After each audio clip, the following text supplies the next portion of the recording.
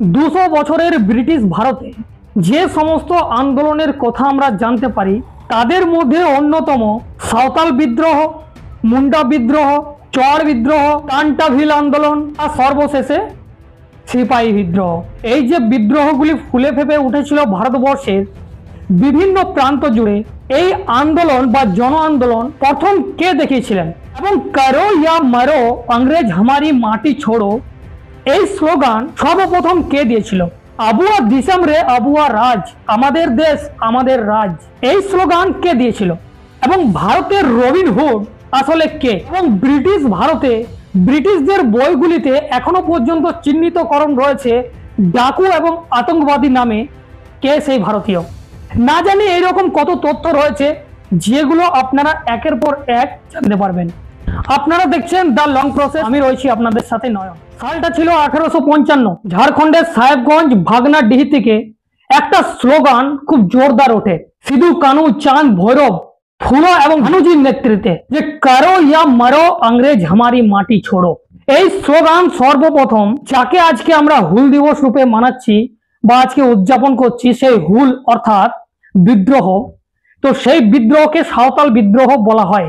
আর সেই সাঁওতাল বিদ্রোহের সেই প্রমুখ নেতা নেতৃবৃন্দ সিধু কানু চাঁদ ভৈরব ফুলো এবং ঝানুজির নেতৃত্বে এই স্লোগানকে সামনে রেখে ব্রিটিশদের বিরুদ্ধে হাল্লা বলেছিল। কিন্তু আজকে প্রশ্ন উঠে সেই জায়গায় যে এটা কি সত্যি স্বাধীনতার আন্দোলন ছিল নাকি সাঁওতাল বিদ্রোহ, শুধুমাত্র সাঁওতালদের জন্য? ভিডিওটি শেষ পর্যন্ত দেখুন, আপনারা পরিষ্কার হয়ে যাবেন যে এই দেশে যে সমস্ত আন্দোলনের কথা আমি বললাম সেগুলোর সাথে ঐতিহাসিকভাবে কি সত্য রয়েছে আর কিভাবে ইতিহাসে ধামাচাপা দিয়ে ষড়যন্ত্র করেছে। একের পর এক তথ্য জানতে পারবেন। 1855 সালে সাঁওতাল বিদ্রোহ জানার আগে আপনাদেরকে মধ্যপ্রদেশের ইতিহাস সম্পর্কে জানতে হবে।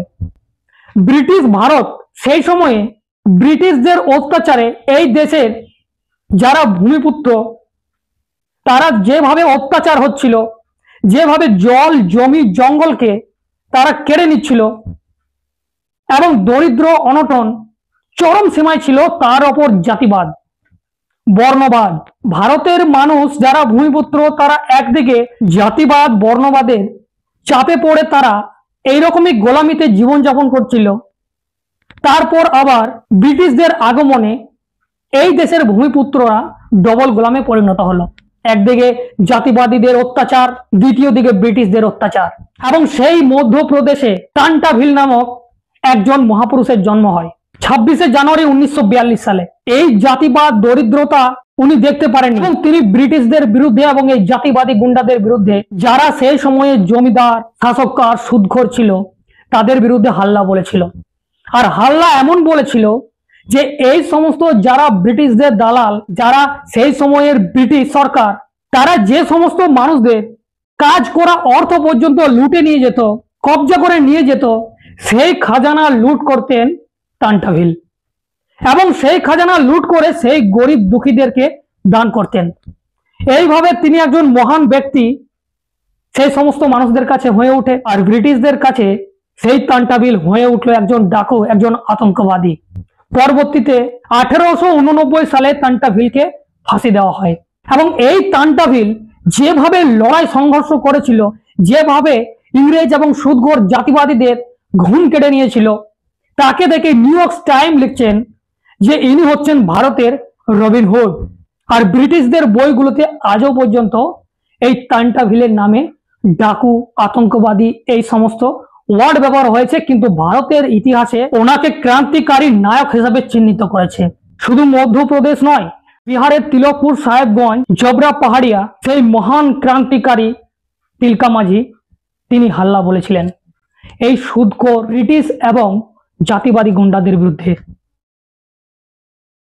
আর ব্রিটিশ 1750 থেকে 1785 পর্যন্ত যেভাবে ব্রিটিশদের ঘুম কেড়ে ইংরেজরা চেষ্টা করেছিল যে একে এমন ভাবে মৃত্যুদণ্ড দেওয়া দরকার যাতে আগামী দিনে আর এই দুঃসাহস আমাদের বিরুদ্ধে কেউ না দেখায়। তাই এই তিলকা মাঝিকে ইংরেজরা 4টে ঘোড়া একসাথে দড়িতে করে বেঁধে রক্তাক্ত অবস্থা করে ভাগলপুরে নিয়ে আসা হয়েছিল, কিন্তু তবু তার মৃত্যু হয়নি এবং সেই লাল টকটকে চোখ যেন ইংরেজদেরকে ভয় দেখাচ্ছিল।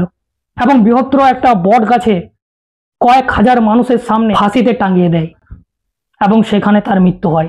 তাহলে আপনারা একবার সালগুলোকে লক্ষ্য করুন।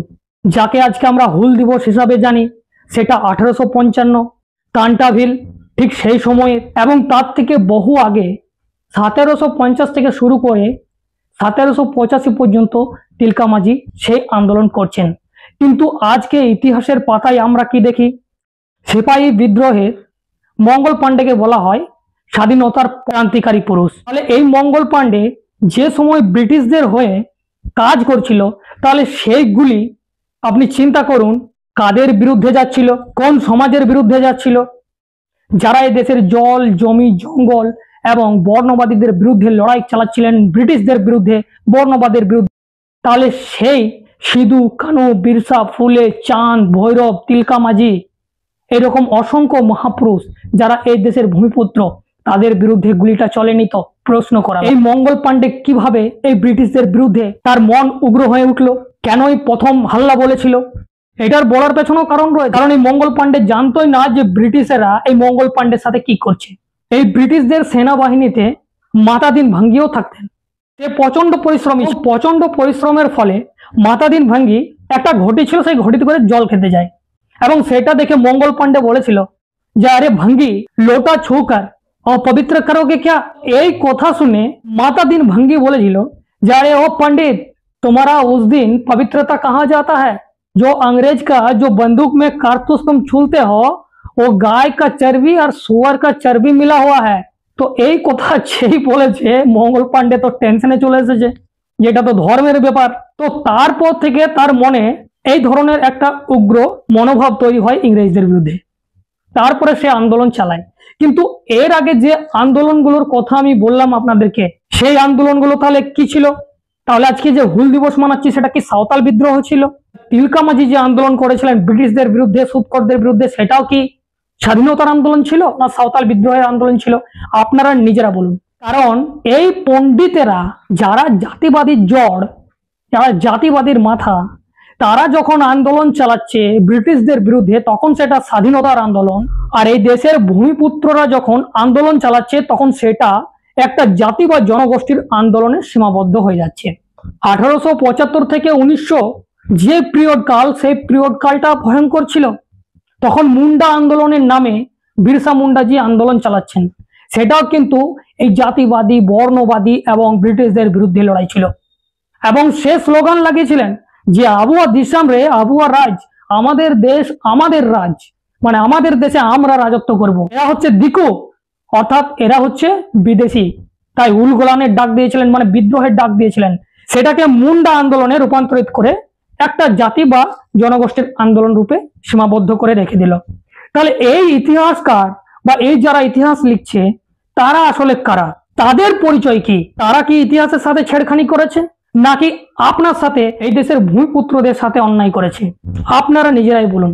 আজকে যে হুল দিবস আমরা মানাচ্ছি, সেই হুল দিবসে প্রায় আমাদের 20,000 এই দেশের যারা ভূমিপুত্র, যারা জল, জমি, জঙ্গলকে রক্ষা করার জন্য প্রাণ দিয়েছিল, সেই 20,000 মানুষ আমাদের এদের বলি হয়েছে। তাহলে তাদের বলিতে যদি আজকে সরকার দ্বারা আমরা নাচ গানের মাধ্যমে আমাদের মহাপুরুষদের আনন্দ, উপভোগ, উল্লাস করি, সেটা মানাবে? ইয়েস আর নো, আপনাদেরকে ভাবতে হবে। আপনার বাড়িতে মা মারা যাবে, আপনার বাড়ির বাবা মারা যাবে, আর আপনাকে নাচ গান করতে বলা হবে, মাছ মাংস খেতে বলা হবে, আপনি পারবেন? কখনোই পারবেন না। তাহলে সেই আমাদের মহাপুরুষেরা সিধু কানু, চাঁদ, ভৈরব, ফুলমণি এবং ঝানু মুর্মু, এরা এবং 20,000 সৈনিক বলিদান দিয়েছিল। সেই দিনে কি করে আমরা সরকারের দ্বারা হুল দিবস পালন করে মাছ মাংস খেয়ে নাচ গান করে নিজেদের মহাপুরুষদের ইতিহাসকে ভুলে যাওয়ার কাজ করছি? ক্রান্তির দিনকে আমরা কিভাবে নষ্ট করছি অনুষ্ঠানের মাধ্যমে? আমাদের ইতিহাসের কথা তুলে ধরা দরকার রয়েছে না নেই? আপনারা বলুন। তাহলে আমাদের যে সমস্ত মহাপুরুষ রয়েছে সেই মহাপুরুষদের সাথে ধোঁকাবাজি কারা করলো? আপনারা অবশ্যই কমেন্ট করে জানাবেন। আর হুল দিবস কোনো সাঁওতাল বিদ্রোহ নাকি স্বাধীনতার আন্দোলন ছিল? এই বর্ণবাদী, জাতিবাদী এবং ব্রিটিশদের বিরুদ্ধে আজাদির লড়াই ছিল, সেটা আপনারা কিভাবে দেখছেন অবশ্যই কমেন্ট করে জানাবেন। যেতে যেতে আপনাদের কাছে একটা আবেদন, যদি আপনারা চাইছেন এই ধরনের হারিয়ে যাওয়া ইতিহাস জনমানুষের সামনে তুলে দিই, তাহলে অবশ্যই আপনারা যান আর এই কিউআর কোডে স্ক্যান করে আপনাদের যেটুকু সামর্থ্য আপনারা আর্থিক সহযোগিতা করুন। আগামী দিনে এইরকম রিসার্চ করে ভিডিও বানাতে পারি। তা এখন এই পর্যন্তই, ধন্যবাদ।